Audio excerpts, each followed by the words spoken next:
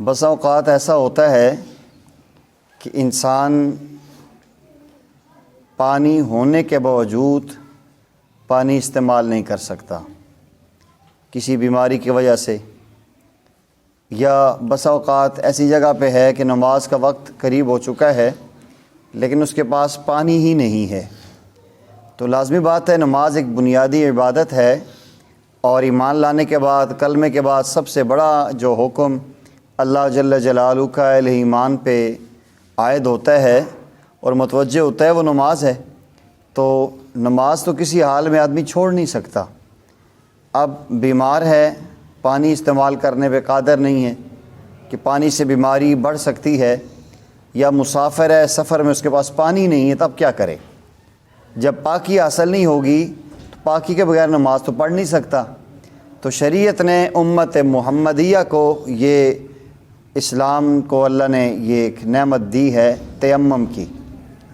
پیارے آقا کریم علیہ الصلاۃ والسلام کی امت کو یہ تیمم کا ایک تحفہ دیا گیا ہے کہ اگر کوئی بھی صورت بنتی ہے، بہت ٹھنڈا پانی ہے جس کے استعمال کو انسان کی صحت کے لیے نقصان دہ ہے بیماری کی حالت میں، یا سفر میں، جو بھی صورتیں بنتی ہیں وہ الگ تفصیلی مسائل ہیں، انشاءاللہ اپنے موقع پہ وہ آئیں گے۔ تو اگر ایسی صورتحال ہو جائے تو اس میں تیمم کر سکتے ہیں۔ اب یہ تیمم چیز کیا ہے؟ تیمم کہتے ہیں پاک مٹی یا کسی ایسی چیز سے جو مٹی کے حکم میں ہو، بدن کو نجاست حکمیہ سے پاک کرنے کو تیمم کہتے ہیں۔ مٹی یا مٹی کے حکم میں ہو، ہر وہ چیز جو جلنے سے، جلانے سے جلے نہ، پگھلانے سے پگھلے نہ، اسے تیمم ہو سکتا ہے۔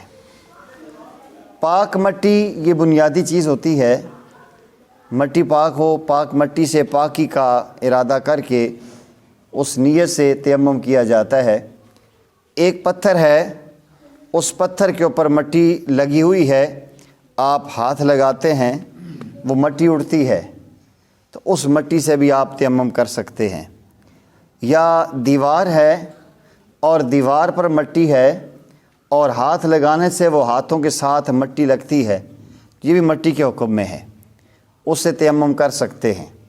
مثلاً یہ نیچے کارپیٹ ہے، اگر اس میں اتنی مٹی ہو جو دیہاتوں کی مساجد میں ہوتا ہے، یوں ہاتھ مارے تو مٹی اڑتی ہو، تو اس سے بھی یہ مٹی برا لگے تو اس سے تیمم کر سکتے ہیں۔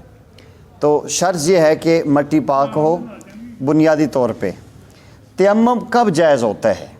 تیمم کا ثبوت تو مل گیا حدیث میں، اور اللہ تعالیٰ نے اس کو وضاحت کی ہے، نبی علیہ الصلاۃ والسلام کے ذریعے امت کو تحفہ ملا ہے۔ تیمم مشروع کب ہوتا ہے؟ جب پانی نہ ملے، یا پانی کے استعمال کرنے سے بیمار ہو جانے یا بیماری بڑھ جانے کا اندیشہ ہو، اس صورت میں تیمم کر سکتے ہیں۔ پانی نہ ملنے کی کئی صورتیں ہو سکتی ہیں۔ مثلاً ایک آدمی ایسی جگہ پہ ہے کہ اس سے دائیں بائیں پیچھے 1 میل تک کا فاصلہ اگر طے بھی کر لے تو اس کو پانی نہیں مل سکتا، 1 میل 1 کلومیٹر، اور آگے جہاں جا رہا ہے وہاں 2 کلومیٹر، پیچھے 1 کلومیٹر جائے گا چل کے پھر واپس آئے گا، جانا اور آنا 2 کلومیٹر بن جائیں گے۔ دائیں طرف 1 کلومیٹر تک جائے گا تو وہاں سے پانی لے کے پھر واپس آئے گا تو 2 کلومیٹر بن جائیں گے، بائیں بھی یہی ہوگا۔ سیدھا اس نے آگے ہی جانا ہے تو آگے 2 کلومیٹر تک اگر پانی ملنے کا امکان ہو تو اسے تیمم نہیں کرنا چاہیے، وہاں جا کے پہنچ کے تیمم کے چھوڑ کے وہاں وضو کرے، پانی کو لے، اور اس کے بعد وضو کر کے نماز پڑھے۔ نماز کا وقت مختصر ہو، ٹائم بہت مختصر ہو، نماز کے قضا ہونے کا اندیشہ ہو، پھر بھی اگر اس کو یقین ہے کہ وہاں پانی ملے گا تو کوشش کرے کہ پانی تک پہنچنے کی کوشش کرے۔ یا دوسری صورت، کسی دشمن کا خوف ہے، جہاں پانی ہے، پانی بھرنے کے لیے اس نے جانا ہے، وہاں دشمن کھڑا ہے کہ یہ آئے گا اس کو شوٹ کروں گا، اسی انداز میں۔ یا ایسا ہے کہ گھر سے باہر دشمن ہے یا کوئی چور چھپا ہوا ہے، رات کا اندھیرا ہے، یا دن میں بھی بعض اوقات ایسے ہوتے ہیں، اس کو خطرہ ہے جان کا کہ یہ ڈاکہ ڈالے گا میرے گھر میں، میں وہاں جا رہا ہوں، یہ صورتیں، یا پانی جہاں ہے وہاں کوئی بہت بڑا سانپ بیٹھا ہوا ہے، یا وہاں شیر کھڑا ہے، یا تھوڑا پانی اپنے پاس موجود ہے مگر ڈر ہے، اگر اسے وضو کے لیے استعمال کرے گا تو آگے سفر میں پیاس کی شدت تنگ کرے گی، پانی پینے کے لیے نہیں رہے گا۔ اسی انداز میں کنواں موجود ہے، کنویں میں پانی بھی ہے لیکن اس کے پاس رسی نہیں ہے اور ڈھول نہیں ہے جس کے ذریعے نیچے سے پانی نکال سکے، یا پانی موجود ہے مگر یہ شخص اٹھ کر اسے لے نہیں سکتا، معذور ہے، اٹھ کے جا کے پانی لا نہیں سکتا، دوسرا کوئی ساتھی بھی موجود نہیں ہے، اور اس کے یہ جتنی صورتیں میں نے بیان کی ہیں ان ساری صورتوں میں انسان تیمم کر کے نماز پڑھ سکتا ہے۔ اب اس میں ایک بات یہ آئی کہ بیمار ہونے کا یا بیماری بڑھنے کا خطرہ ہو تب بھی پانی کو چھوڑ کے مٹی کے اوپر تیمم کر سکتا ہے، تو یہ آپ نے تجربے کی بنیاد پہ نہیں کہ میرا تجربہ یہ جی آج کل ٹھنڈ ہے مثلا کوئی کہتا ہے تو خطرہ ہے کہ نمونیا نہ ہو جائے، تو اس پانی کے عام آدمی جو ہے اس کے عام اس پانی کے وضو سے یا اس کے استعمال کرنے سے نمونیا نہیں ہوگا۔ بازار میں سارا دن گھومتا پھرتا رہے، وہ ٹھنڈی چڑھے، اس سے نہیں ہو سکتا، تو یہ چیز نہیں ہے۔ ہاں کوئی معتبر ڈاکٹر یا کوئی تجربہ کار آدمی اس کی نوعیت اور کنڈیشن کو دیکھ کر کہے اگر اس نے ٹھنڈا پانی استعمال کیا، ہلکا پھلکا بخار ہے تو یہ زیادہ بگڑ جائے گا اور اس کے لیے صحت کی طرف بحالی ناممکن ہو جائے گی، اس صورت میں وہ انسان تیمم کر سکتا ہے۔ تیمم کے 3 فرائض ہیں، تیمم کے 3 فرائض ہیں، غسل کے بھی 3 فرائض تھے، آپ کو یاد ہوں گے، وضو کے 4 فرض تھے اور غسل کے 3 فرض ہوئے، تیمم کے بھی 3 فرض ہیں۔ تیمم کا پہلا جو فرض ہے وہ پاک مٹی سے پاکی کی نیت کرنا ہے۔ مٹی ہے لیکن مٹی کے اوپر ویسے ہاتھ مارتا رہے اس سے اس کو پاکی حاصل نہیں ہوگی، سب سے پہلی چیز یہ ہے کہ اس مٹی سے پاکی حاصل کرنے کی نیت کرے۔ دوسری 2 ضربیں، تیمم کی 2 ضربیں ہیں، ایک ضرب زمین پہ لگا کے ہاتھوں کی انگلیوں کو کھول کے یوں لگائے گا اور اس کے بعد اس کو جھاڑ دے اور اپنے چہرے پر اس کو تیمم کرنا ہے، اور پھر دوسری ضرب لگا کے آپ نے دونوں بازوؤں پہ تیمم کرنا ہے۔ یہ 3 فرض ہیں تیمم کے، پہلا فرض نیت کرنا اور دوسرا 2 اس کے اندر جو ہے کہ وہ ضربیں ہیں، تو یہ تیمم کے 3 فرائض ہوئے۔ پورا طریقہ تیمم کرنے کا یہ ہے کہ جب تیمم کرنے کا ارادہ ہو تو یہ اپنے بازو پیچھے چڑھا لے، اس میں بسا اوقات ساتھیوں کو طریقہ صحیح نہیں آتا جس وجہ سے وہ ایسے گھما لیتے ہیں، ایسے پھیر لیتے ہیں، ایسا نہیں ہوتا۔ ایک تو طریقہ یہ ہے کہ یہ جو ہمارے ہاتھ ہیں، یہ ہاتھ کی یہ ساری انگلیاں ایسے کھول کے سمجھیں یہ مٹی ہے، تو اس نے ایسے مٹی کے اندر نہ ایسے ہاتھ مارنا ہے نیچے، مٹی میں نیچے اتنے زور سے ہی نہ مارے کہ انگلیاں زخمی ہو جائیں، بہرحال مٹی ہوگی تو کوئی مسئلہ نہیں ہوتا، ایسے ہاتھ نیچے مارے اور تھوڑا سا اس کو آگے لے کر جائے، مٹی میں نیچے کیا اور اس کو آگے لے کر جائے کہ ان جگہوں پہ بھی وہ مٹی لگ جائے۔ جب یہ نیچے نیت کی کہ میں اس پاک مٹی سے پاکی حاصل کرنے کی نیت کرتا ہوں، تیمم کرتا ہوں، تو ایسے زمین پہ ہاتھ مار کے ہلکا سا آگے کر کے ان جگہوں پہ مٹی لگ جائے۔ پھر یقیناً مٹی کے اندر باریک باریک ذرات بھی تو ہوتے ہیں ریت کی طرح، وہ اگر چہرے پر ملے گا تو چہرے کو نقصان ہو سکتا ہے، زخم ہو سکتے ہیں، تو حکم یہ ہے کہ جب یہ لگا لیا اس کے بعد اس کو یوں جھاڑے، یوں نہیں کرنا، وہ تو ساری اتر جائے گی، یوں کرنا ہے، یوں آپس میں مارنا ہے کہ جو فالتو مٹی لگی ہوئی ہے وہ اتر جائے۔ یہ آپ کو یاد ہوگا کہ یہ پورا چہرہ یہ فرض تھا غسل وضو میں، اسی چہرے کا ہم نے کرنا ہے، اور اس کی ترتیب یہ ہے کہ یہ دیکھیں، یہ اس انداز میں، یہ دیکھیں 3 انگلیاں نیچے کر لیں، یہ شہادت کی انگلی اور انگوٹھا چھوڑ دیں۔ اب ہم نے یہ جو اوپر سے لائیں گے، یہ جو ہے نا یہ والی، بلکہ نہیں ایسے ہوگا، یہ ہوگا، میں سمجھ گیا، پہلی ضرب یوں ہوگی، یہ سمجھانے کے لیے، یہ جو 2 انگلیاں ہیں نا یہ آنکھوں میں جائیں گی، یہ جو 2 انگلیاں ناک کے نتھروں میں جائیں گی، اور پھر یہ آخر میں ایسا ہوگا۔ یہ آپ نے ضرب ماری، ہاتھوں کی انگلیاں ہلا لیں، مٹی جھاڑ لی، یہ دیکھیں، یہ کر کے ہم نے اس کو یہاں ماتھے کے اوپر بالوں کے ساتھ رکھنا ہے، اور یوں چہرے کے ساتھ یہ چیز لگ گئی ہے، اس کو چھوڑنا نہیں ہے، یوں کریں گے تو یہ جگہ خشک رہ جائے گی. یوں اس کو ایسے ہی گھسیٹ کے نیچے ایسے کھینچ کے لانا ہے. یہاں پہنچ گئے. اب یہ 2 انگلیاں آنکھوں میں رکھ لیں یوں، اور اس کو مزید نیچے لائیں، اور یہ 2 انگلیاں ناک کے نتھروں میں آ گئی یوں کر کے. اور یہ دیکھیں، یہ یہاں سے نیچے لایا اس کو یوں کھینچ کے، یہاں شہادت کی انگلیاں یہ الگ ہی ہیں، یوں پہنچے اور اس میں یوں رکھ کے یوں کر لی. یہ ایک ضرب ہوگی. اس میں عام طور پہ ایسا ہوتا ہے بس اوقات لوگ یوں کرتے ہیں، یہ ناک کی جگہ خشک رہ جاتی ہے. ایسے کیا پیشانی بھی رہ گئی ہے، جلدی میں کیا بال لوگ ایسے کر کے یوں. یہ تیمم نہیں ہوا، یہ اپنی منمانی ہوئی ہے. خلاف سنت عمل کریں گے وہ چیز جو ہے عند اللہ مقبول نہیں ہوگی. تو یہی کوشش کریں کہ اس میں سے یہ جو ہمارا پورا فیس ہے، چہرہ ہے، اس میں ایک بال کے برابر بھی جگہ جو چہرہ ننگا نظر آ رہا ہے داڑھی کے علاوہ، تو وہ کم از کم خشک نہ رہے. تو یہ ایسا کر کے یوں حرام سے لانا ہے. یوں اس کو یوں کیا، بس اوقات اس کو یوں کر لیتے ہیں پھر بھی جگہ خشک ہو جاتی ہے. تو یہ یوں لا کے یوں کیا، آنکھیں اس میں رکھی، اور پھر یوں یوں اور یوں. یہ سمجھ آ گیا جی؟ آسان طریقے. یہ ہو گیا پہلی ضرب. یہ ہوگی. دوسری ضرب اس کی یہ پھر ایسے مار کے مٹی میں آگے کر کے اس کو جھاڑنا ہے. تو اس میں اب یہ طریقہ ہے بازوں کے لیے. یہ ہے تھوڑا سا اگر ہم اس کو سمجھیں گے تو یہ آرام سے سمجھ آ جائے گا. یہ پہلا دایاں بازو ہم دھوتے ہیں نا عام طور پر پانی میں، تو تیمم میں بھی دایاں بازو پہلے استعمال ہوگا. یہ جو انگلیاں ہیں، ان انگلیوں کے پورے ان انگلیوں کی سیدھی طرف یہاں رکھنے ہیں، اس طرف. یہ نظر آ رہا ہے نا جی؟ یہ اس کو فوراً یوں گھما کے ہم نے پیچھے لے آنا ہے. یہ اب اس کے اندر یہ سیدھا بازو ہمارا جو ہے نا نیچے بیک تو ہوگی نا، اب ہماری یہ جگہ باقی ہے. یہ دیکھیں یہ جگہ باقی ہے. یوں لا کے اس بازو کو یوں موڑنا ہے. یوں موڑیں گے نا، اب یہ جگہ یہ جو انگلیاں ہمارے باقی تھی نا، اس سے یوں آئے گا.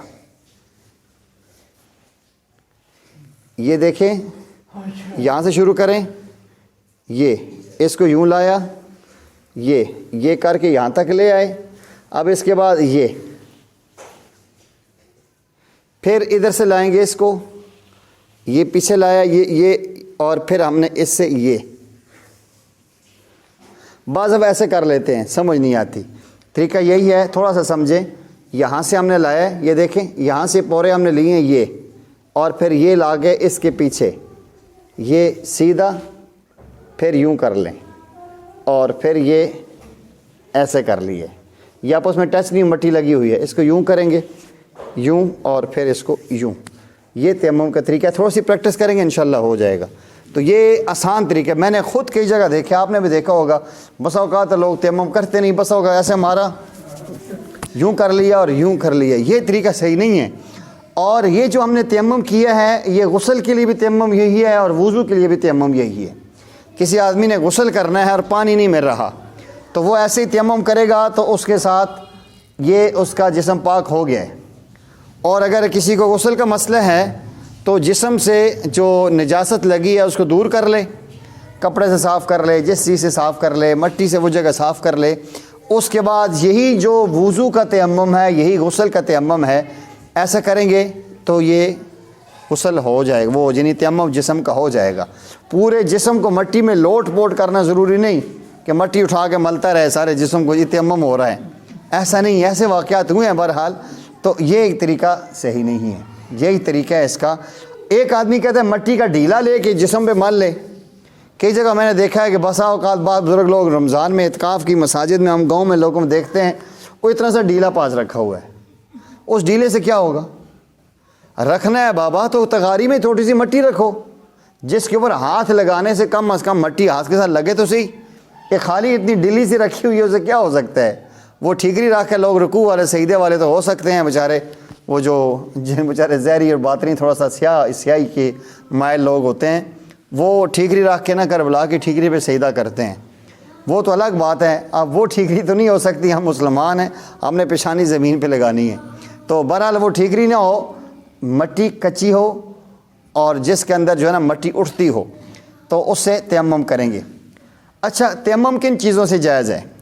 پاک مٹی سے، ریت سے، پتھر سے، چونا اور مٹی کے کچے اور پکے برتن سے جس پر روغن نہ ہو، مٹی کی کچی یا پکی اینٹ، مٹی یا اینٹوں یا پتھر یا چونے کی دیوار، ملتانی مٹی، ان تمام چیزوں سے، یا مٹی کا گرد و غبار جس پہ ہو اس سے تیمم کر سکتا ہے۔